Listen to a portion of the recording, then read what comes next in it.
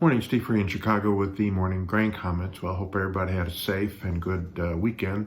Starting out this week, we're seeing prices in beans complex backing off from some highs we made overnight. Corn's down a little bit while wheat's up a little bit. Outside markets relatively quiet. Stocks up a little bit, dollars up a little bit, crude's up a little bit, and gold and copper's up a little bit. Last week, we had a very significant sell-off in prices. Some people blame it on one particular or a few hedge funds in China that decided to get out of some longs, big long positions that they had made after the USDA reports and in front of the Chinese Lunar New Year. This selling triggered technical selling also by the managed funds.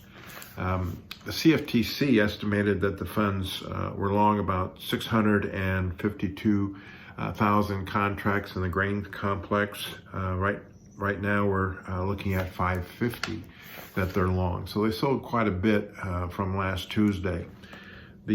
Also from a weather standpoint here in the United States, here in Chicago tonight and tomorrow we're supposed to be 6 to 8 inches of snow. That's really not an issue as far as prices are concerned, but could mess up some of the logistics of moving grain around. As far as South America is concerned, people are talking about maybe parts of northern Brazil, central Argentina may have seen, only maybe 60, maybe less percent of normal for the last 30 days. Some people are still using a Brazil crop of 128 million tons.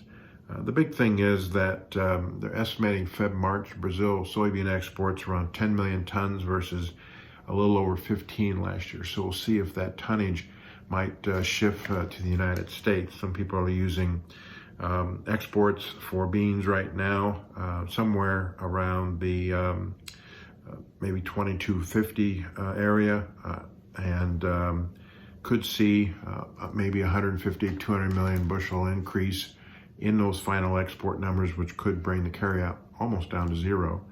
Over in the corn, looking at the possibility of exports maybe around 2750 and a carryout of 1102, especially if ethanol and feed, seed, and industrial uses is up a little more than what the USDA is saying. As far as 21 or 22 is concerned, some people are looking for a corn crop around 15.4, demand around maybe 15.3. That includes 93 million acres and a carryout of 1.2 billion bushels. So again, we need that trend yield of 181 to keep prices from rallying.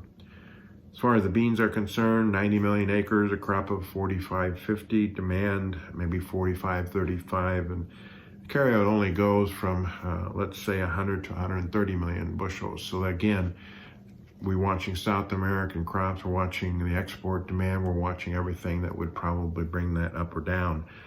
So I still think prices need to trend higher.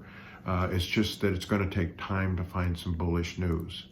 As always, these are my thoughts, not those of ADM Investor Services. Have a safe and profitable trading day. And remember, always treat people like you yourself would like to be treated.